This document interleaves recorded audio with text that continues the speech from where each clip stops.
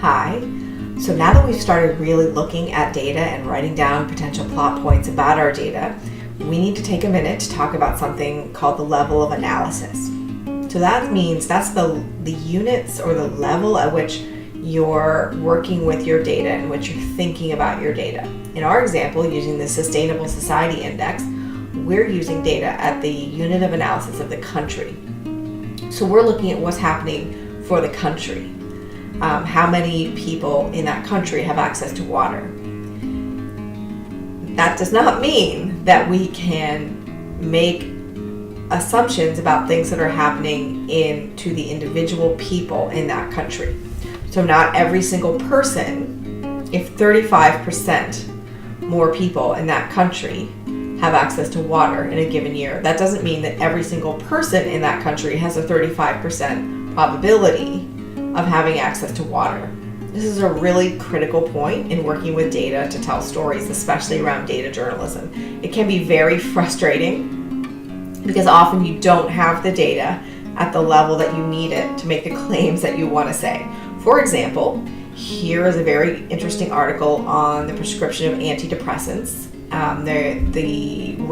The number of antidepressants which are being prescribed on an annual basis in the United Kingdom is increasing, and it's increasing quite rapidly. And it would be very nice to make the assumption then that there are, say, maybe more people struggling with depression in England, or even that there are more people getting prescriptions for antidepressants in England. It could be a story about why doctors are prescribing more antidepressants.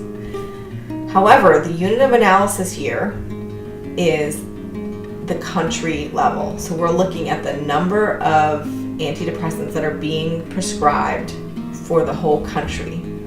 That means we cannot say things about the individual. If you look here, great website, Ben Goldacre, Bad Science, he walks you through a number of things that this could actually mean. When they dig a little deeper into the data and they get data where the unit of analysis is the person, so instead of looking at the number of antidepressant prescriptions in the country of England, where the unit of analysis is country, they dug down and they got data about the antidepressants that were prescribed to individual people. So the unit of analysis here is people. And you can see that there were actually several changes that caused people who were already having antidepressant prescriptions to get those antidepressant prescriptions refilled more frequently. So the same number of people could have been getting antidepressant medications, but they were getting those medications fulfilled more frequently, which led to more prescriptions in the country of England for antidepressants. But the exact same number of people in England having an antidepressant prescription. It takes some time to wrap your head around. Go ahead and read the article.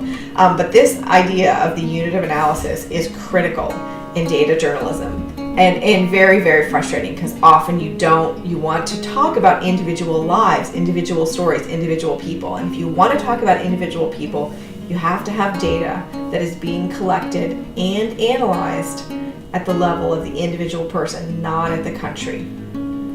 So again, our example here, so far we're looking at the data in countries. So we can see which countries are more and less likely to have their population have access to drinking water. That, however, does not mean that for each individual within that country, they are having the same trend of being more or less likely to be able to access water. It is very possible that in country X, there's a 10% increase in the likelihood of a person having access to water. However, in this individual person's life, they could be much less likely to access water because of their personal situation. We're going to look at that in one of our upcoming videos, how to use individual data in combination with this country level data. So this is called level of analysis or unit of analysis.